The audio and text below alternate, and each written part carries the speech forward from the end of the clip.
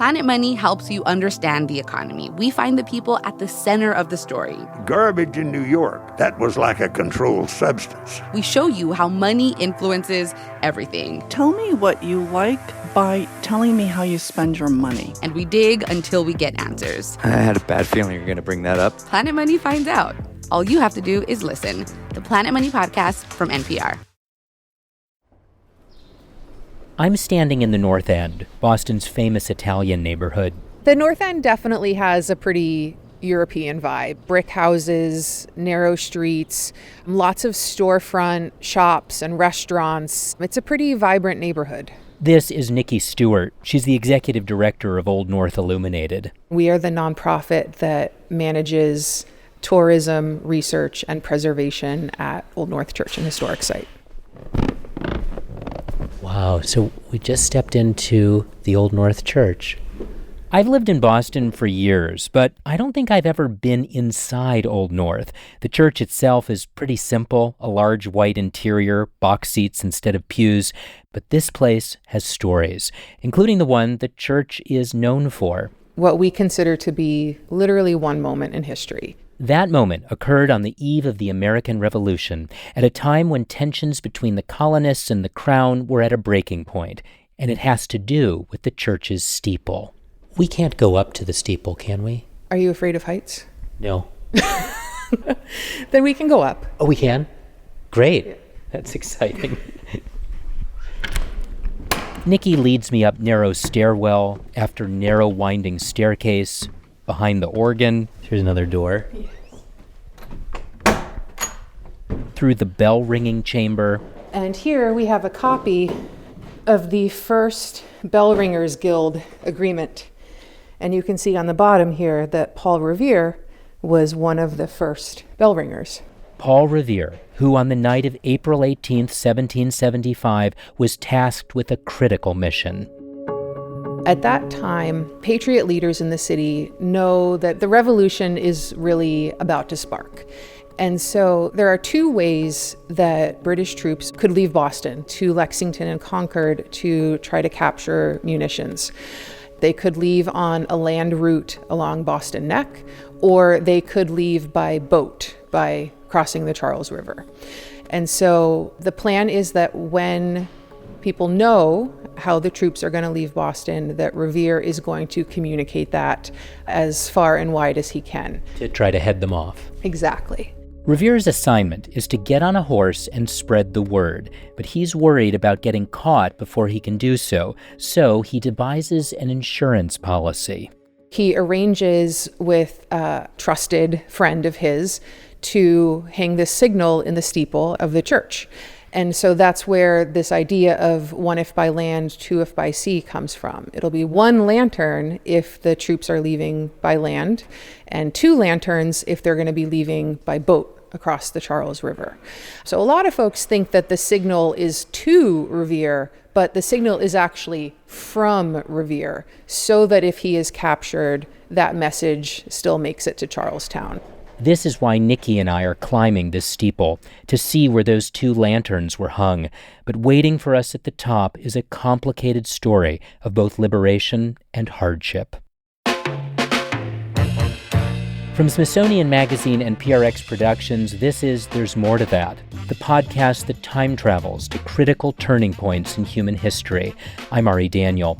In this episode, as we approach the 250th anniversary of the start of the Revolutionary War, we consider some of the lesser-known perspectives of the fight for American independence. Stay tuned.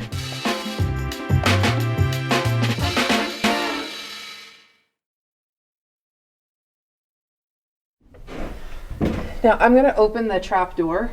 This doesn't look ADA compliant. No. We keep going up and up. Oh, here's the bell.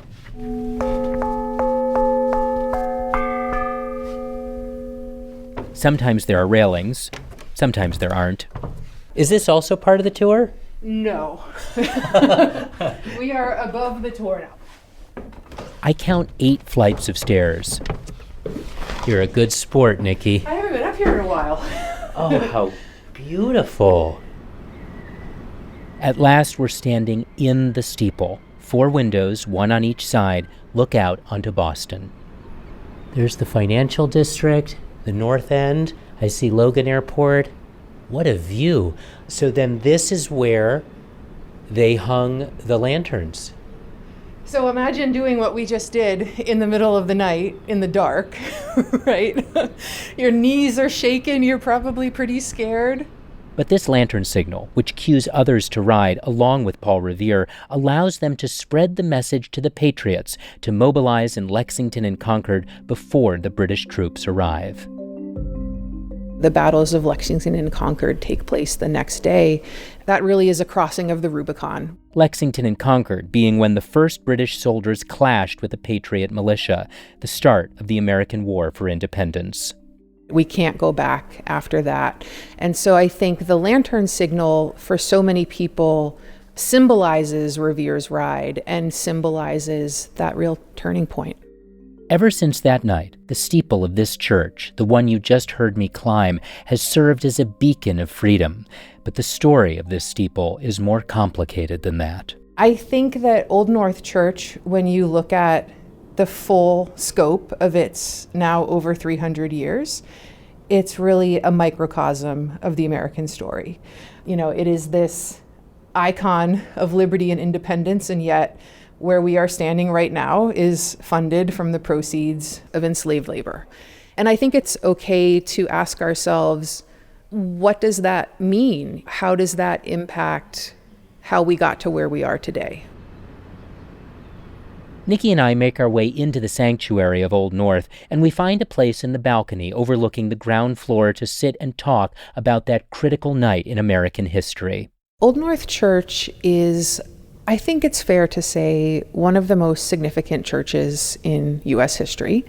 This building was constructed in 1723. It's built as a Church of England parish. And at that time, Boston is very much a Puritan city. So Old North, while it is a very wealthy congregation from the start, it's also a little bit of a religious minority. One of the things that I think is really significant about the early congregation at Old North, it's very racially diverse. This is no accident, though. Many of the people who worshipped here, who funded its operations, and who led its services either owned slaves or profited off of enslavement. The church's rector, also a slaveholder, was very concerned with converting Black and Indigenous Bostonians. It's not a place of equality. You know, we have a lot of questions about why these folks chose to worship at Old North. And we recognize that particularly for those who were enslaved, it likely wasn't a choice. And right now we're sitting in the North Gallery of the church, which is where Black and Indigenous congregants worshiped. And so I think when people look up from the ground floor, they think, oh, what the view must be. Those are the best seats in the house. But now that we're up here, you can see, like, well, you can't really see anything. From most of these seats, you can't see the altar. The columns block the view of the pulpit. And I can tell you that in the dead of winter and in the heat of the summer, it's not a comfortable place to be. Nikki did say, however, that there may have been potential for community here. If you were an enslaved person who was separated from your spouse because they were enslaved in another household, then you could have come to church here together potentially. And that would have been a place where you connected with your family members on a weekly basis as well. As we approach the 250th anniversary of the signing of the Declaration of Independence, I think it's really an opportunity to look at history in a more critical way. As a historian, I'm really a fan of analytical patriotism, where, you know, we can look at the messiness of our history and still find things to be proud of and things to be inspired by. But I think, you know, the American Revolution is very much a paradox. It does not bring freedom and liberty to all people. In fact, lots of people are left behind. And I think Old North Church is a really great example of that paradox. I went to Old North Church to learn about the start of the Revolutionary War, but Paul Revere and his band of Bostonians are just part of the story. There would be no United States today without the decision by the Southern colonies to join what began as a Northern rebellion. This is Andrew Lawler. He's a Smithsonian Magazine contributor and author of the book A Perfect Frenzy, about how the Revolutionary War took hold in the American South. Most of us know the story of how the American Revolution began in the North because we all know about the Boston Tea Party. So at the end of 1773, a group of Bostonians tossed the tea overboard into the harbor, and that led to a series of events which exploded almost exactly 250 years ago on the greens at Lexington and then at Concord in April 1775. Andrew explained that as Bostonian militias start forming in Massachusetts over taxes on tea and other imports, the South remains largely unperturbed. New England in that day was a land primarily of trade. In the South, it was different because in the South, you primarily had an economy based on agriculture. So in Virginia, for example, they're growing tobacco. In South Carolina, they're growing rice and indigo, and they're shipping these products to Britain for sale. They also have different attachments to slavery than colonists in the North. While there were enslaved people in the North, most of them served as domestic servants in the cities, whereas in the South, it was the other way around. Most of the enslaved people worked out on the land and were really the key to the economic success of the region. In Virginia, for example, 4 out of 10 Virginians were enslaved. So you had these huge numbers of people who were required in order to keep the economy functioning. And of course, they were at the bottom of that social ladder. Very different from the North, where the percentage of enslaved Africans overall was quite small. New York being an exception, I think maybe 1 in 5 New Yorkers in that time were enslaved people of color. So what was going on in the South at the time of Lexington and Concord? Did the Southern colonies immediately decide to take up arms? No, the Southern colonies were actually quite attached to the crown and did not have the same kind of antipathy toward Britain over this issue of taxes and tariffs, largely because they weren't moving these goods. But they did have their own particular grievances. These grievances revolve around westward expansion. So in the early 1760s, the British won the French and Indian War. And when they won that war, suddenly Britain attained all of the land that was west of the Appalachians as far as Mississippi. This territory primarily, of course, was made up of indigenous peoples who lived there, and most of whom probably had never heard of the British king. King George III was determined not to have to fight another very expensive war. So to do that, he drew a line down the Appalachian Mountains. He said the white people, the colonists, they'll stay to the east, and the indigenous people stay to the west. And that way we'll keep these two groups apart, prevent them from going to war, and everybody will be happy. Well, by the 1770s, a lot of white Virginians were not happy at all, including important people like George Washington. George Washington was a member of the elite. He was a still fairly young, up-and-coming planter who had married one of Virginia's wealthiest widows. So he had a lot to lose. He was climbing the social ladder, and the next stage in his expansion of wealth was to obtain land in the Ohio Valley, that is on the west side of the Appalachians, because in Virginia, land equaled wealth. So he was eager to move west, and he was unfortunately unable to do that because the king had put a ban on legal sales. George Washington isn't the only Southern colonist who opposed the British monarchy on this issue. This was really upsetting to many white Virginians who saw the Ohio Valley as their natural right. It was kind of an early sense of manifest destiny, and they viewed the British crown as an obstacle. Still, Washington feels it would be a risky move to take up arms against the British Empire, at least at first.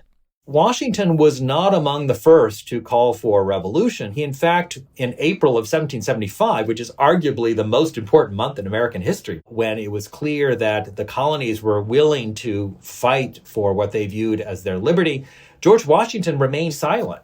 And I think the reason is clear. He was friends with the royal governor of Virginia, Lord Dunmore. And Lord Dunmore had been his key to trying to unlock the land that he wanted to the west. So for George Washington to go against the British Empire meant he had to go against the governor, who was the potential source of his future wealth.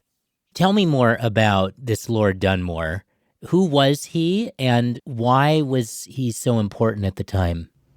Lord Dunmore is one of the most fascinating characters in the American Revolution. He's also considered by many historians to be the first villain, the first person who was villainized by the Patriots in a major way. Lord Dunmore was a small-time Scottish aristocrat. His wife's sister married well, and he was able to obtain a job as the governor of New York, appointed by King George III. And then when the governor of Virginia suddenly died, the king told Dunmore to go to Virginia. So in 1771, Dunmore arrives in Virginia against his will. He really liked New York. He liked the city. He wasn't really keen to going to a place where there wasn't much in the way of what he calls society and where people tended to die quite often of fever. Nevertheless, he was forced to go to Virginia. He goes to the capital of Williamsburg, where he lives in a grand mansion. And then he becomes quite wealthy. He bought enslaved Africans. He bought plantations. He became Thomas Jefferson's first patron for architecture, and really settles in as the top of the pyramid of the Virginia gentry. Now, that all began to change in 1774 when the conflict between the colonists and Britain began to heat up. And it was in 1775 that Dunmore had to make a fateful choice. He had to choose whether or not to side with the Patriots, who didn't have much in the way of weapons or ammunition, but who potentially, if they won, would control vast tracts of land that would make the white gentry even richer. On the other hand, he could stay with the British, and if he stayed with the British, he would have to find a way to fight the Patriots. So he was in a very difficult position in the spring of 1775. So what was his plan eventually? So King George III sent a message to all his royal governors saying, do not allow the Patriots to import any weapons or ammunition from Britain, and basically keep an eye on the weapons and ammunition that they have in the public magazines. It just so happens that patriots in Virginia have recently taken control of a public magazine in Williamsburg. And this is where the colony kept arms and ammunition in case of a slave rebellion or if they needed to fight indigenous peoples to the west. Patrick Henry has just given his famous Give Me Liberty or Give Me Death speech in Richmond, and it spurs a movement to keep a magazine out of the reach of British control. So a few weeks after Patrick Henry has given his famous speech, Lord Dunmore knows he has to act. The first thing he does is to get the key to the magazine. Dunmore quickly orchestrates a successful gunpowder heist. But as they're leaving, an early riser there in Williamsburg hears them and sounds the alarm. And an angry crowd gathers in front of the palace to demand that Dunmore return the gunpowder to the colonists. The leaders of the Patriot movement in Williamsburg end up talking to Lord Dunmore, and Dunmore sells them a lie. Dunmore says, well, I took the powder because there was a danger of a slave insurrection, and we didn't want the powder to fall into the hands of insurrectionists. Therefore, I have simply protected the powder by putting it on a ship nearby. Now, you laugh, and we today would laugh at that, but the Patriots didn't laugh. Why? Because there actually was a rumor that the enslaved Africans were going to rise up and fight their owners. So the Patriots simply said, okay, well, thank you very much. And they left. And they went outside, and I'm sure as Dunmore's watching anxiously through the window, convinced the mob to go home and to not worry about it. And the situation might have remained calm had it not been for a visit the next day by a local doctor who paid a house call on somebody in the palace. And he ran into Dunmore as he was leaving.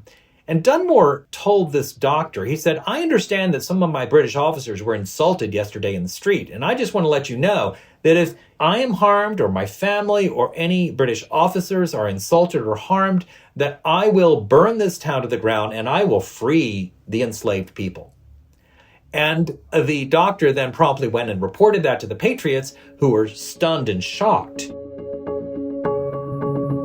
When a group of 1,000 or more patriots gathered in a nearby town of Fredericksburg, planning to march on Williamsburg. Peyton Randolph, president of the Continental Congress, sent them a letter saying, "Please don't."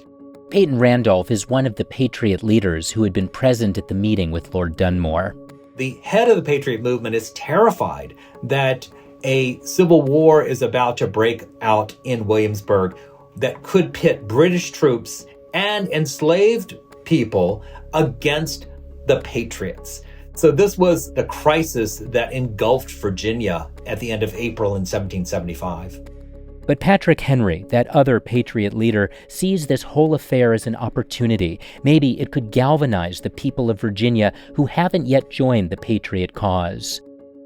He realized that you can talk to them about abstract notions, but if you tell them that the king is going to take their guns and ammunition, then they will rise to the cause.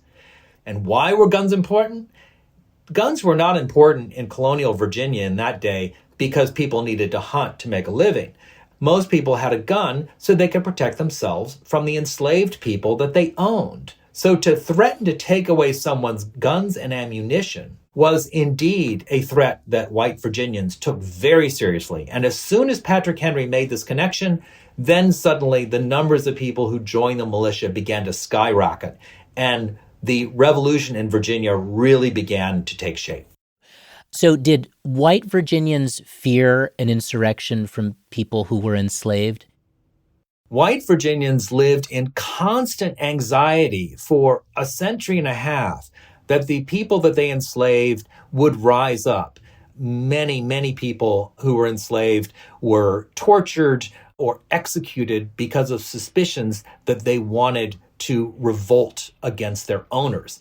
And these rumors had become even more rife after 1772 and 1773, when news reached Virginia that a British court had freed a slave who had traveled with his owner to London. The court declared that this man was free and could not be held in bondage. And many Virginians who owned enslaved people were terrified that the British were going to emancipate their enslaved labor. This was yet another reason to consider breaking with the British Empire that had nothing to do with tea or taxes. Lord Dunmore wields emancipation of enslaved people as a threat, and it works. The conflict in the South goes dormant for a while, but when Dunmore hears rumors of a plot to kidnap him, he flees to Norfolk, a city more friendly to the British Crown. So by the fall of 1775, the Patriots are controlling Williamsburg, and they are creating a very large army with the intention of marching to Norfolk to destroy Lord Dunmore and his small force of British regulars. When Dunmore got word that this was happening, he realized that his only hope was to try and raise a force of local people to make up an army to fight the Patriots. And he really had two groups of people in mind. Those were indentured servants, that is, people who were forced to work long periods of time to pay off their passage from Britain, and enslaved people. Here was a huge pool of people disaffected from white society who might be willing to take up arms to fight for the king and defeat the Patriots. So what did people who were enslaved do in response? What happened? Long before Lord Dunmore promised emancipation to those enslaved, those in bondage already were fleeing to British lines.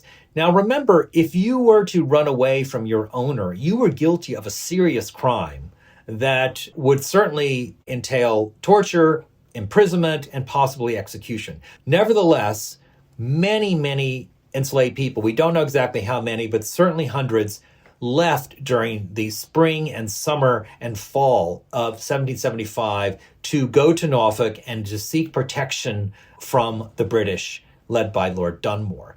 And by November of 1775, we know that Lord Dunmore had provided some of them with arms. We know that on November 15th, 1775, there was a battle between Patriots and Lord Dunmore in which an enslaved man actually captured his former owner, who was the Patriot militia leader. This really impressed the governor, and he finally understood that these black men were good fighters, they were loyal, and they, most of all, were motivated to seek freedom by supporting the king. So shortly after that battle at Kemp's Landing, Lord Dunmore released what is arguably the most radical document ever published in North America prior to the Declaration of Independence. And that was his Emancipation Proclamation, which promised freedom to anybody who was owned by a patriot who was willing to fight for the king. So how did this whole affair propel the Revolutionary War effort forward? Dunmore's proclamation had huge effects on what happened next. First of all, you had hundreds and hundreds of people leaving homes around the country, not simply in Virginia, but as far away as Massachusetts. People were on the move to get to Norfolk in order to obtain freedom. At the same time, whites in the colonies panicked. They feared a mass slave insurrection that would undermine and potentially crush the revolution that had just gotten started. In fact, George Washington, who had opposed the use of black men in the Continental Army when he assumed control in 1775, reversed himself when he got news of Dunmore's proclamation. Washington decided that, in fact, it would be better to convince black men to join the Patriot Army than it would to allow them to join the British Army. And this had an enormous effect on the outcome of the war because it provided large numbers of motivated people to fight against the British. So there were enormous implications to what Dunmore did. What happened in the end? Lord Dunmore immediately created what he called the Ethiopian Regiment. Now, Ethiopian was a rare term of respect used by Europeans when talking about Africans. So he created the first British unit that was black and armed in the history of the British Empire. A very radical move. They were sent into the Battle of Great Bridge, in which an army that was overseen by Patrick Henry clashed with the army overseen by Lord Dunmore. In the end, the Patriots overwhelmed the British and the British loyalists, including the Ethiopian Regiment. Subsequently, these angry Patriots, when they arrived in Norfolk, burned the city to the ground in order to prevent the British from controlling the port. And then what comes next in the American Revolution? How did the South ally itself with the North? So in the wake of the destruction of Norfolk in 1776 and Dunmore's proclamation of 1775, many white Americans decided that it probably was best to join the Patriots. These were two key events that pushed a lot of people to support full independence, not simply some kind of negotiation with Britain, but actually separating from an empire that they considered to be intent on liberating their slaves, wreaking havoc on their societies, and even burning their towns. As a result, Virginia's Patriots voted unanimously in May of 1776 for independence, and they asked the Continental Congress to do the same. And this broke the deadlock. Until that time, many colonies, New York, Pennsylvania, Maryland, Delaware, were really on the fence about whether to go the route of independence. And Virginia's unanimous vote really changed everything. Without Virginia, the largest, wealthiest, most populous of the colonies and the oldest, there was little chance that a rebellion could have succeeded or that a new country could have been successfully birthed. Thank you so much. It was a delight talking to you and really having you bring that to life for us. Thanks, Ari. To read more reporting about the start of the Revolutionary War from Andrew Lawler and other Smithsonian Magazine contributors, check out the links in our show notes. And while you're there, please consider leaving us a rating and review. It really helps other people find our show. There's More to That is a production of Smithsonian Magazine and PRX Productions. From the magazine, our team is me, Debra Rosenberg, and Brian Wolly. From PRX, our team is Jessica Miller, Genevieve Sponsler, Adriana Rosas Rivera, Sandra Lopez Monsalve, and Edwin Ochoa. The executive producer of PRX Productions is Jocelyn Gonzales. Our episode artwork is by Emily Lankiewicz, fact-checking by Stephanie Abramson. Our music is from APM Music. I'm Ari Daniel. Thanks for listening.